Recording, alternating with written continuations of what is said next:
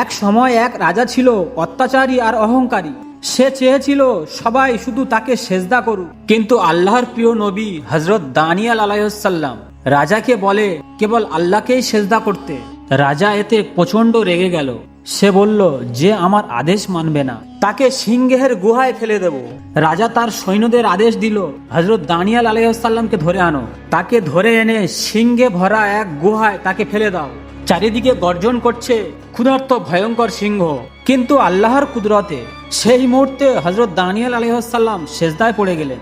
হঠাৎ সব সিংহ শান্ত হয়ে গেল। তারা যেন পাহারাদারের মতো তার চারপাশে বসে পড়ল। 3 দিন 3 রাত কেটে গেল, সিংহগুলো তাকে কোনো ক্ষতিই করলো না।